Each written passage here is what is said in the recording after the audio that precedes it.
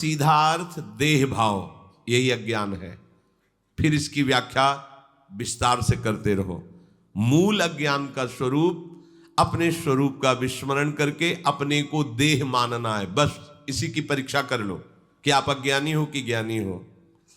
शरीर में ममता है, अहमता है, ये अज्ञान का लक्षण है। अज्ञान से युक्त हम परमात्मा को, प्रभु को नहीं जान सकते, क्योंकि अज्ञान से अत्यंत परे है, अज्ञान से सर्वथा रहित है। तमसः परस्तात्, तमसः अंधकार, अज्ञान अंधकार से वो परे है। लेस मात्र भी अज्ञान रहेगा तो आप प्रभु को नहीं जान पाएंगे। पूरा देहाभिमान, पूरी भोग वृत्तियां और ज्ञान विज्ञान का वर्णन प्रवचन कर सकते हैं, पर अनुभव नहीं हो सकता। जब तक देह भाव है तब तक ना शांत भाव है, न दास्य भाव है, न सख्य भाव है, न वात्सल्य भाव, न कांता भाव, न सहचरी भाव। वो देह भाव से विषयों का ही चिंतन करता रहेगा। देह भाव छूटा कि फिर उसकी योग्यता उसके भाव के अनुसार हो जाती है। आदित्य वर्णम, जैसे सूर्य उदय होने पर अंधकार नहीं रह जाता, ऐसे ही भगवान का आश्रय लेते ही जब ज्ञान का प्रकाश होता है तो अज्ञान अंधकार नष्ट हो जाता है। आदित्य वर्णम, सूर्य की अब उपमा दे रहे, जैसे सूर्य प्रकाशित हो तो ही काम बने अंधकार नाश का।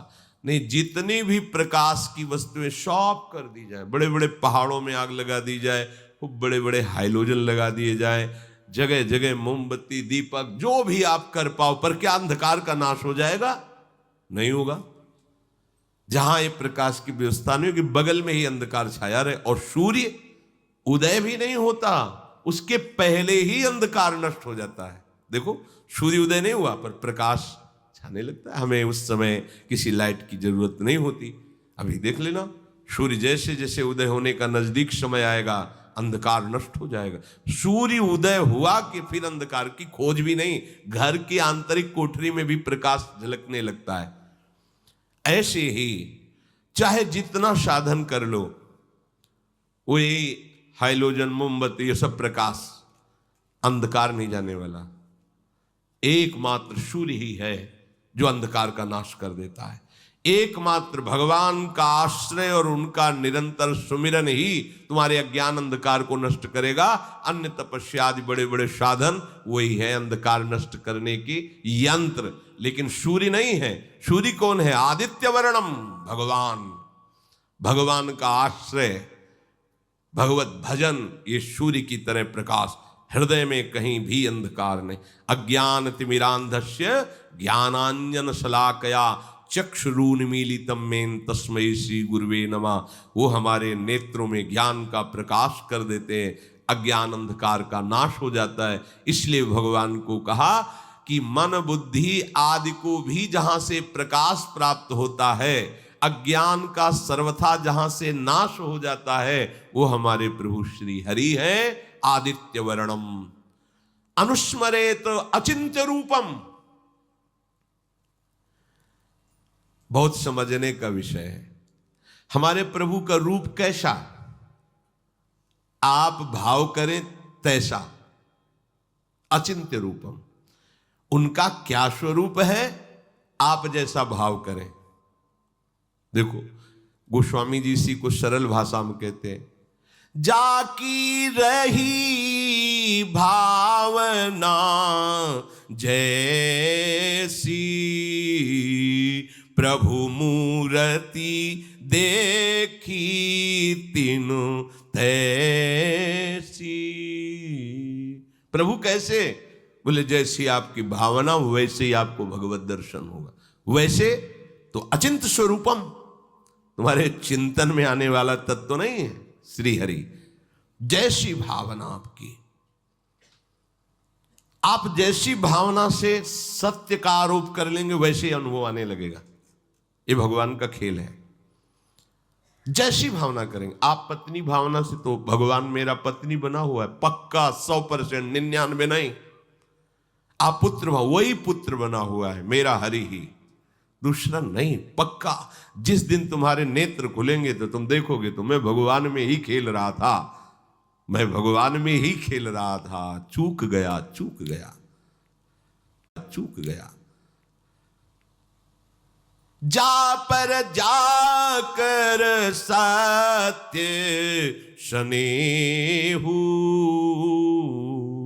सोति ही मिले ही न कछु संदेहु।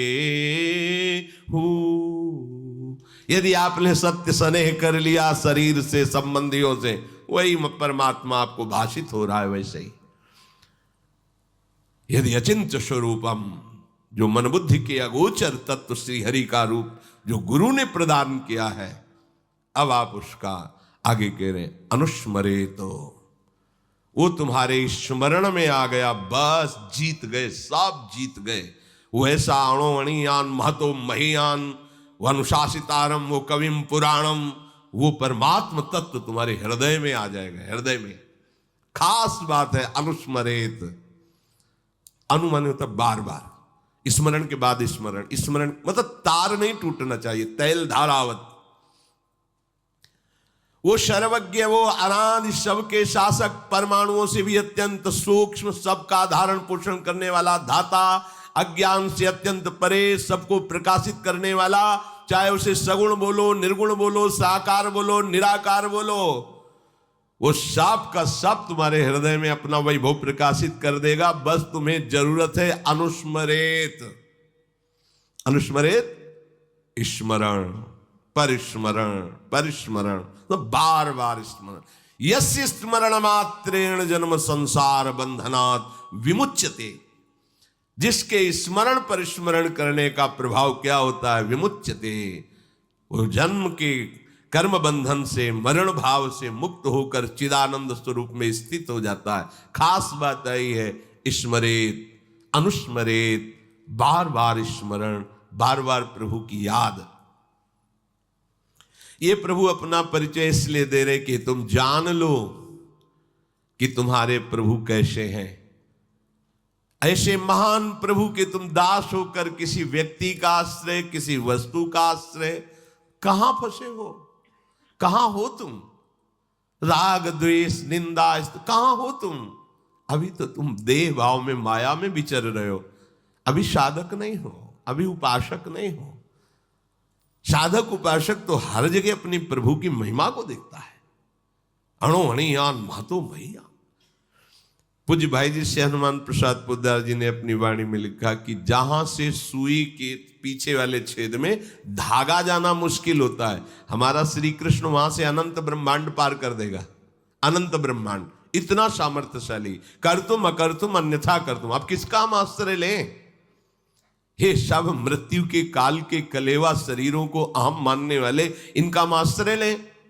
ऐसे प्रियतम, ऐसे स्वामी का दास होकर किनका आश्रय ले? है ही नहीं कोई, तो किनका? दूसरो न कोई, मेरे तो गिरधर गोपाल, दूसरो न कोई। अनुस्मरित कहने का भाव है कि आप जब निरंतर चिंतन करेंगे तो आपको अलग से कुछ भी ज्ञान प्राप्त करने की जरूरत नहीं पड़ेगी। यही खास बात है। अगर हम निरंतर भगवत स्मरण कर रहे तो सच्ची मानिए, जो भगवान शंकराचार्य को ज्ञान है वही आपको हो जाएगा ज्ञान।